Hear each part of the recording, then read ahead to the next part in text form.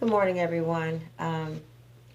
First, I really want to apologize because I tried to do a live video again, and for some reason, my computer, the sound won't work. So I got to really dig into that and figure out what's going on.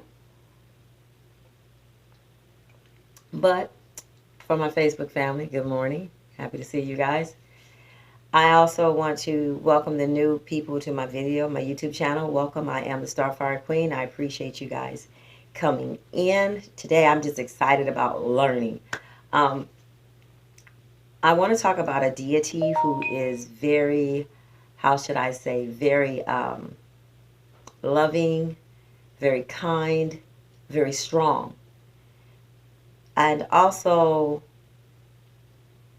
misunderstood is the word I'm looking for. Okay, so we're going to talk about the Orisha Obba Nani. Okay, Obba Nani, first of all, is a beautiful brown skin, elegant woman, deity. You know, she's just, her presence is great to be among, and she's taken for granted, which a lot of the Orishas are, because people tend to want to just go to Oshun. They want to go to Shango. They they just limit themselves. There's over 400 Orishas.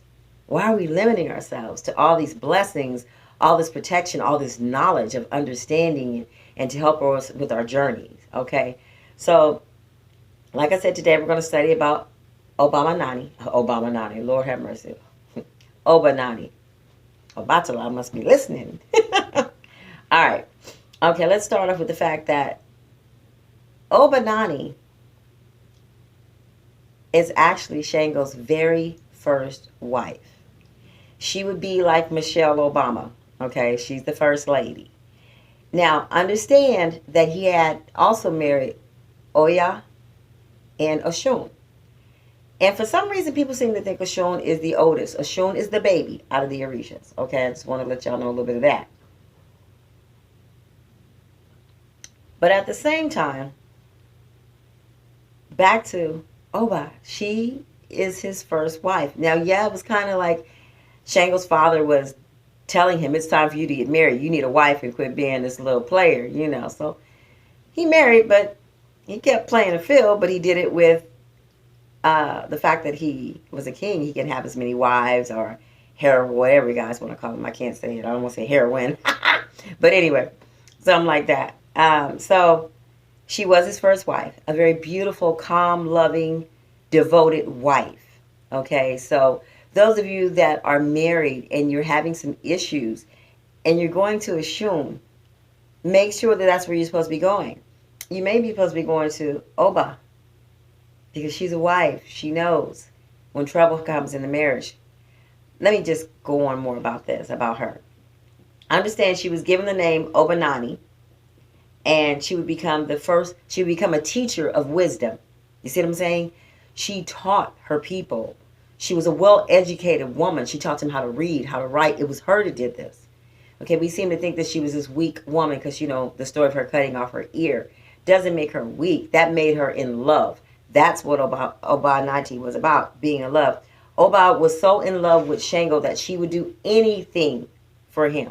Now, let's go back to the old school. Marriages last for, like, my husband's grandparents are still married, except Grandpa went to the spiritual world in 2019. So since he went to the spiritual world, morning, my starlights, how are you guys? Him and Grandma would have been married over 70 years. How often do we find that now? I am a divorcee. My first marriage was 26 years. This marriage here is till death do us part. Now, if I kill him, hey, you know, I kept my word. No, I'm just joking.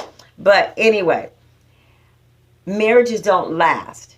We're so quick to make these microwave marriages. You don't want to work through things. You think it's going to be easy. You think that everything is going to be perfect. You know, the white picket fence, the big house, the dog, the two kids, the boy and the girl. No, sometimes the light gets turned off. The car don't start.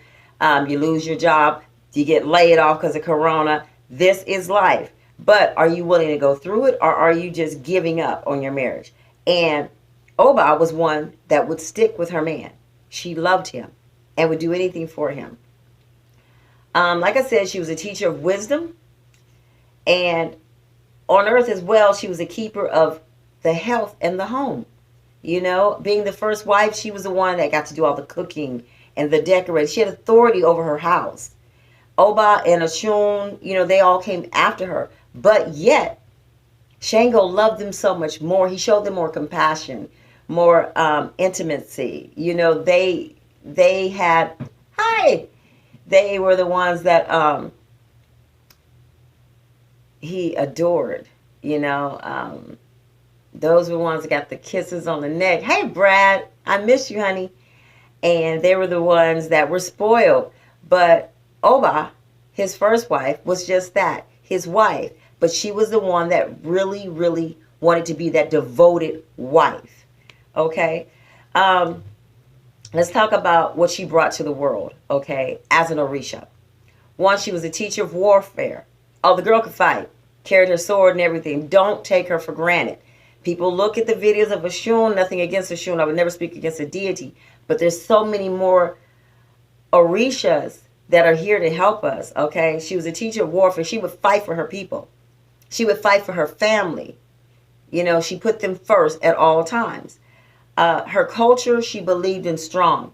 You know, she stood her place as a wife. She didn't overstep her bound. But at the same time, when it came to her being in war, she handled her business. You understand what I'm saying? She would love to write. She took the time to teach her people how to write, not allowing them to be ignorant, okay? She had very good navigation skills, and she was a huntress. She can hunt and do whatever. The girl was bad, or should I say is bad, because she's a deity now. She would do all these things. She was not just this little humble little Orisha that we think about that, you know, lost her man. There was way more to her than that, and that's what I'm trying to get you guys to understand. She was a very good judge of character, okay? Doesn't mean that she couldn't be deceived, because we all can.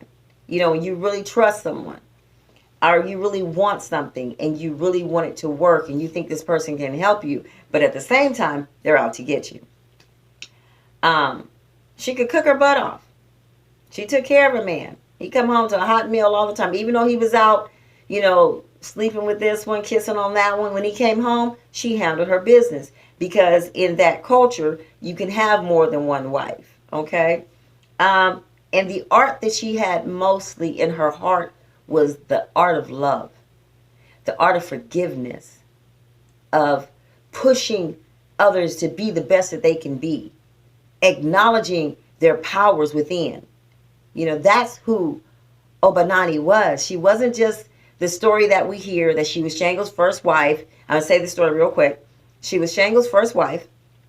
He married Oya and Oshun. It doesn't say which one talked her into cutting off her ear, or if both of them did. Some stories say Oshun did. Some stories turn around and say Oya did. I'm leaning more towards Oya. Okay, I'm not saying it's the answer. I'm just saying which way I'm leaning to. So she couldn't get that compassion, that love. Every woman wants to be touched in a certain way. Okay, you want to be caressed. You want your man to take time and just realize how beautiful you are. Not here, because this don't matter. It's what's on the inside. Now, this don't hurt, but it's what's on the inside, okay? Don't let your man come home to you in curlers every night and a big baggy muumuu dress and wondering why you ain't getting none.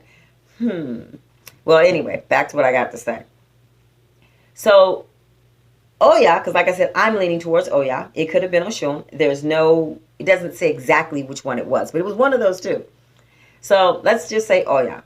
Oya went to her and said, hey, I know how you can make Shango just really fall in love with you, where he be all over you, you know? And so, of course, Obba, being the wife that she was, really wanted her husband to see her and give her that compassion and that love. Know that I'm better than just a cook. You know, I love you. I'll do anything for you. So she was like, okay, what could I do? And what happened was, Oya told her, well, this is what I do to get him to be so passionate with me. Because mind you, he had more than one wife. She was his second wife. She said, I cut off my ear and I cook it and I serve it to him.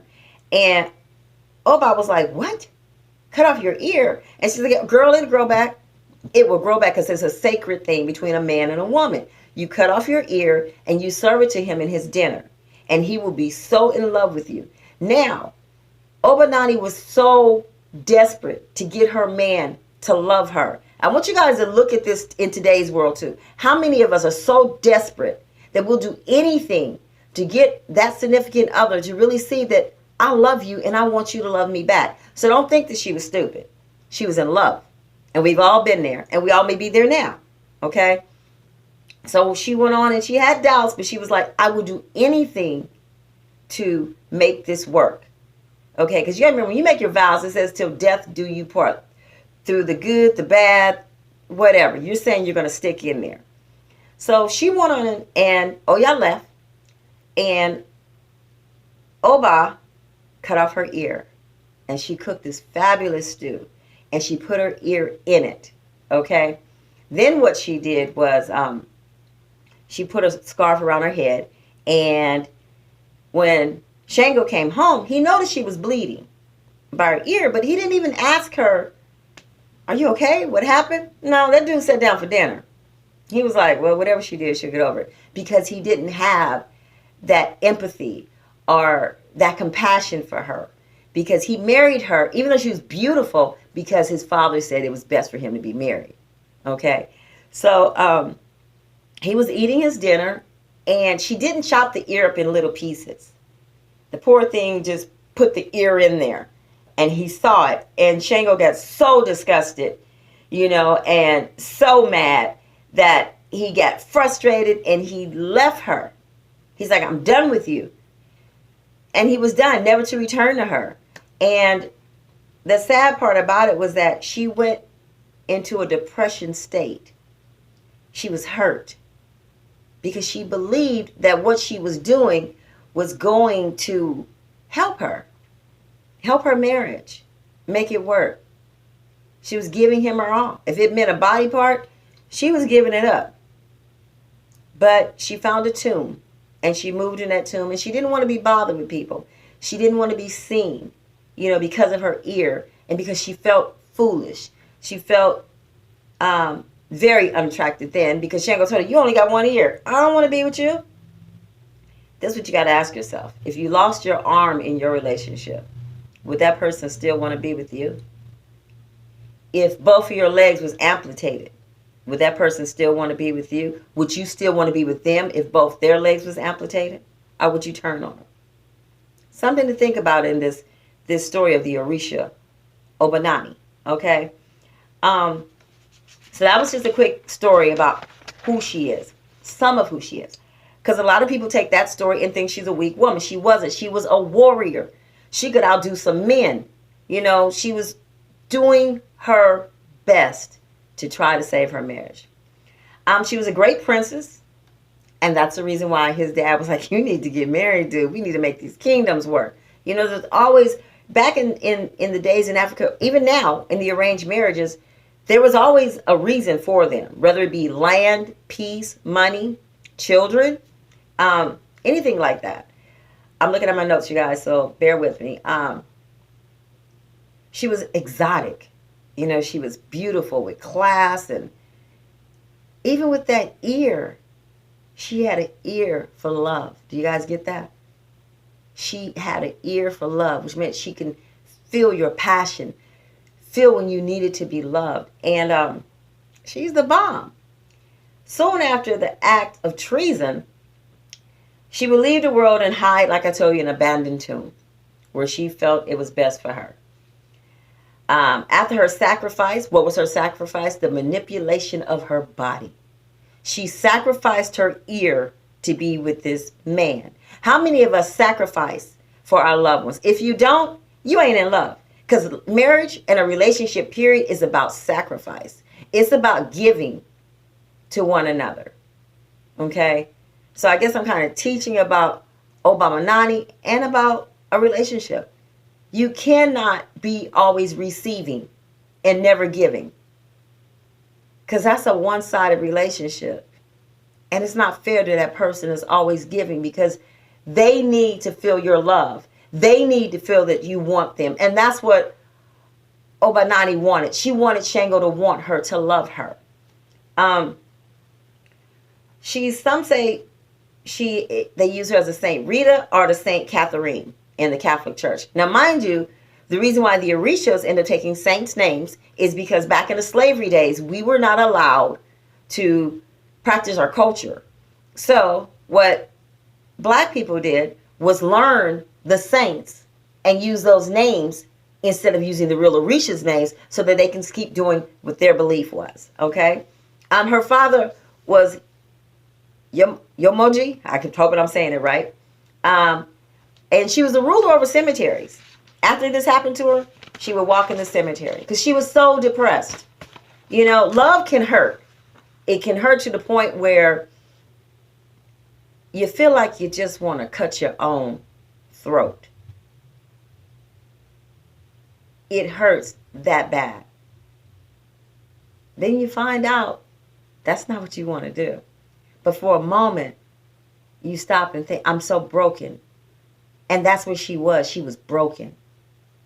Have you ever just been broken to the point where all you could feel was the bottom of your stomach and nothing else because of the hurt and the pain, and you just wanted to hide away? And that's what Obba Nani did. She hid away. Even though she was beautiful, she no longer saw herself that way because Shango would not look upon her at all. Okay? Let's talk about her elements. Her element is water. Okay? I haven't found out the reason, but I'm studying because I want to know. I ordered some books that came in today. I'm so excited because it says that when you do an altar for her, and I did a beautiful altar for her, but I'm not going to show you guys so I get my statue of her on it. My son and I went and got the stuff for her altar yesterday. Her element is water. Okay, so she has a river in Nigeria, Obba River, which is part of Oshun's river. You know, but it kind of waves off to her own. So she even has, I believe it's East Nigeria. If I'm wrong on that, don't charge it to my heart, charge it to my head. But I do know it's Nigeria. And she has a river named after her. You cannot serve her on her altar back to that. Do not serve her spring water or rainwater. I'm trying to find out why. And I'll get that back to you. I'm not going to sit here and tell you I know something I don't. That is something I'm very curious to find. But I did find out that you can give her rock water. And I'm going to do a lesson on how to make rock water. Okay. Her favorite number is 9, which totally related to me because all of you that know me from my YouTube and my Facebook, that number 3 is my number. And I'm looking like 3 equals 9. You know, she's in the odd numbers. That was amazing to me. Something so simple to one can be great to another. All right. Her colors are red, white, and pink, or some would say burgundy, white, and pink. I kind of went pink and red, more pink than anything. Why? Because pink is what? Pink represents the rose quartz, okay? And what does the rose quartz represent? That's right. How you doing, baby? This represents unconditional love. Unconditional. And this is what we're missing in today's society, in our relationships. We got conditions. Okay, my husband ain't perfect, and neither am I. Okay?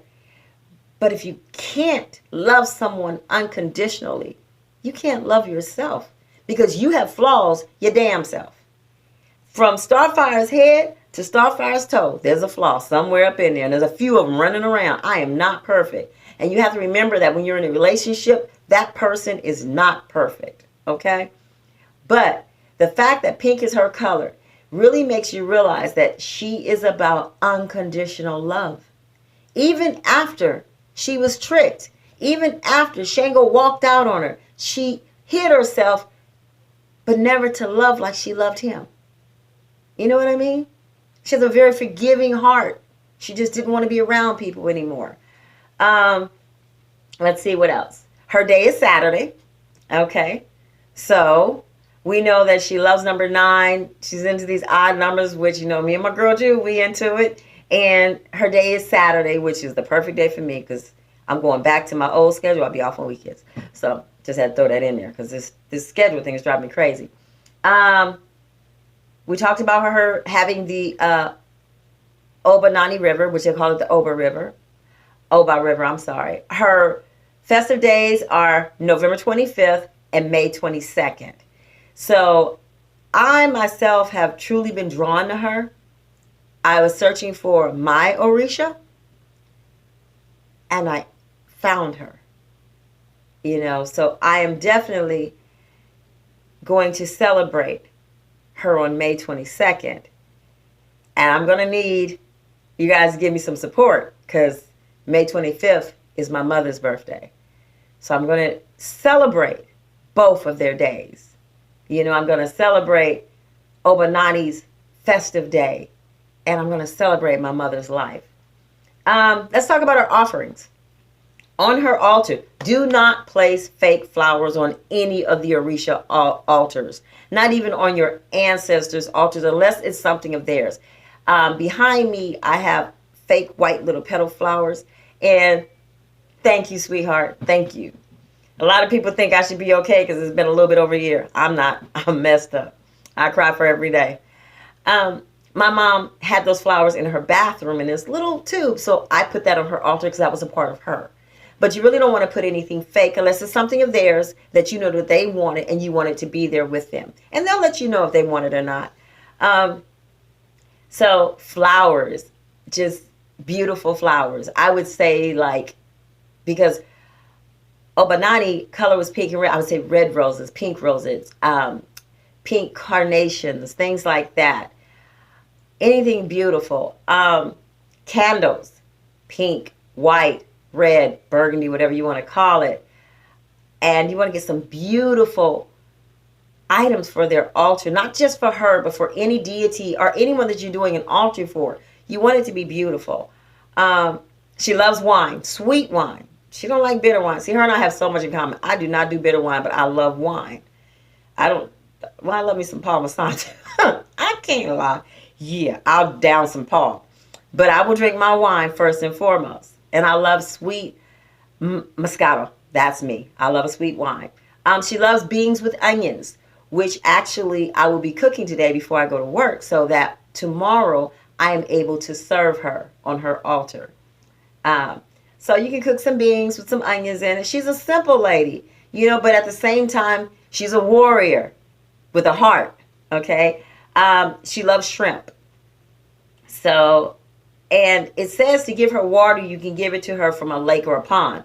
Now, there's lakes around here, but they're so polluted, I would dare not put that on her altar. And that's why I'm learning and going to teach you guys how to do the rock water. For when you do give your deities water on their altars, you're making sure you're giving them the right one. But I am so curious to find out why she does not like spring water or rainwater. I really want to know that. She is very particular about her appearance. She's always glamorous. Always. Her and Shun both, Oh yeah, beautiful. They're the bomb. They dress the part, But at the same time, do not put these three together on the altar. That's where we mess up. Well, I'm going to say we. That's where people mess up. They want to put, someone asked me about ordering the 7 Orishas. They all sit on a pillar together. And I'm like, wouldn't that be neat? I would not have that in my house. I would definitely have not in my spiritual room. Because of the fact, those Orishas all don't get along. So why would you put them all together?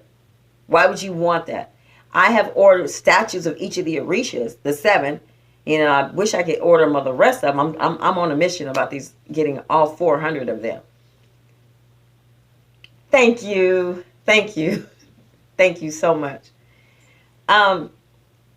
If you put them, it's like me and an ex-best friend in California.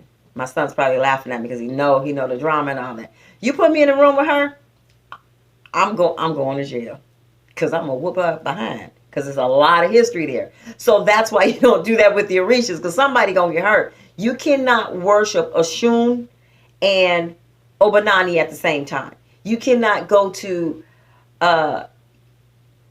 Oh my God, my mouth is getting tongue. Oya and Oshun at the same time. They're women. We know how we are. Okay, so you want to make sure you keep them separated. Do not put your deities all together. Do not have them share an altar. Now, here's the thing. I've had 2 altars set up in here before. One for Obatala and one for Shun. And I could go to both of them. Okay, but I could put them 2 together. Why? Because she's his daughter. That's her daddy. That's okay. Learn your history of your Orishas. Do not just say, oh, I got this one. And y'all know me. Everybody ain't a Shun's daughter. But since y'all, a lot of people want to be Beyonce, go right ahead. Okay? And when you find out why she's not working with you, is because you're doing something that you see someone else doing instead of studying and taking your time and finding out who's really right for you. Okay? Like I said, she identifies with pink. And one of her favorite flowers is lilac. So you can get her some pink lilacs. That's a beautiful. She loves to wear pink scarf. She mainly wears scarves now to cover her head, to cover her ear more than anything. She symbolizes love with the wedding rings, the 2 wedding rings, because they connect. And what is a circle? What is a ring? Okay, in my wedding ring, there's no end to this. It just circles around. And that's what love is about. There's no end. You can't cut a circle off because you're going to keep going around and around. And you might have to go backwards a couple times, but you're going to come back around. Okay? That's what a relationship is about. It's about going through the good, the bad, the ugly. I tell my husband all the time, I'll crawl with you. I'll walk with you. And when we bless, we can run together and fly together. But I'm here. If you sleep under a bridge, I'm laying on your lap. If we sleep in a mansion, I got the silk pillows. But I'm there. And that's what we need to learn. And that's what she teaches. She's in love with prostitutes, women that have been battered, women that have been neglected, women that have been mentally abused, physically abused, raped. Those are who she clings to. The wife, more than anything, are her precious jewels. Okay? Because she wants to protect us. Now, understand this about Obba Nani. If your man is really doing you wrong, she is coming to protect you. So when you call her, make sure you're ready. And be specific about what you're saying. Now, if you're saying, hey, I need you to come and help my marriage out, she'll do that. But if she sees that this person is steady, going to hurt you, she is going to separate you. Because it's best for you. So it's like my dad and my brothers in California say, don't call me unless you want me to come. Because if I call my brother Darren's, it's over. There's no calling back saying don't come. And that's the way Obba Nani is about her women. She loves us. Especially the wives that give all and sacrifice. Now understand, I want to get this straight. I'm not talking about just a legal wife. I'm not talking about this American stuff where you got to have papers. That is not what I'm talking about. I'm talking about being committed to a person. Okay? I'm not talking about a piece of paper. Because back in our culture, paper is not what married us. It was love. It was understanding. It was a commitment. It was jumping the broom. It was tying a rag around our arms and keeping that, because then they didn't have rings. Okay? It was a certain drum beat that they played, letting everyone know this is now a couple. Okay? I'm not talking about this American style. You got to have a paper. I'm talking about 2 people that are committed, living together, paying these bills together, raising these children together. Okay? That's what I'm talking about. So I don't want people to say, well, I'm not married, so she's not. No. And even if you're a single mom, she is there to help you.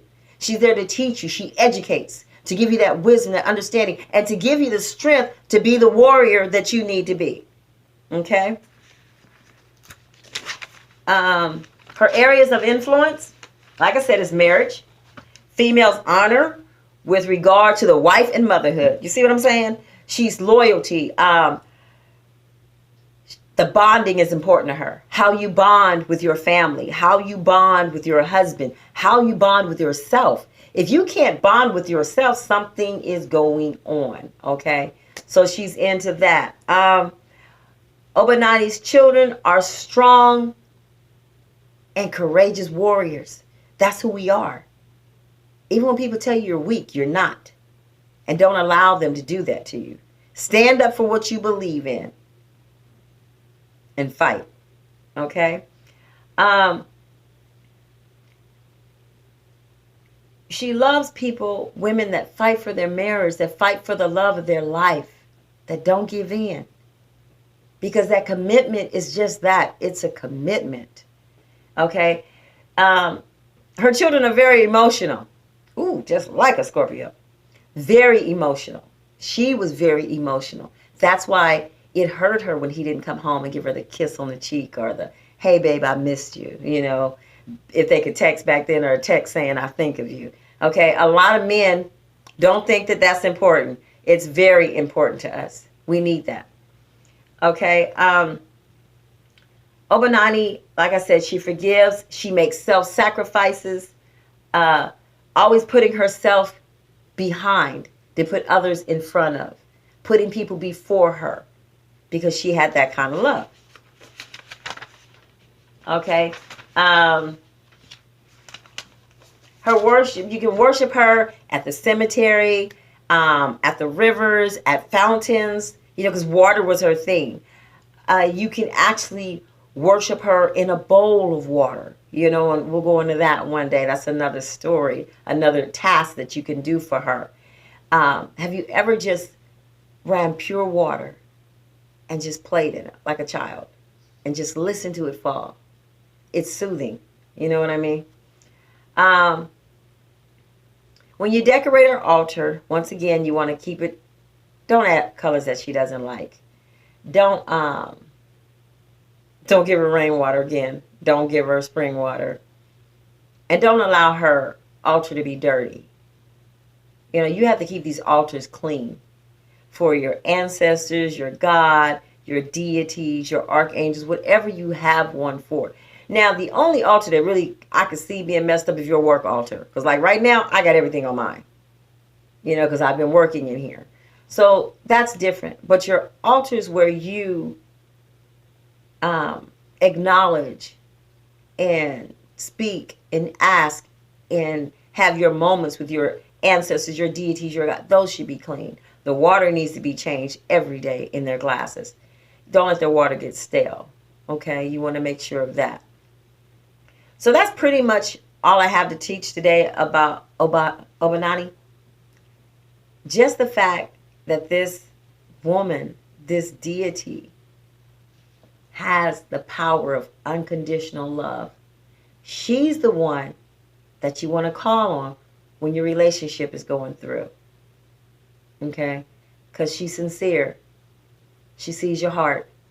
She sees your hurt, your pain. And she can relate.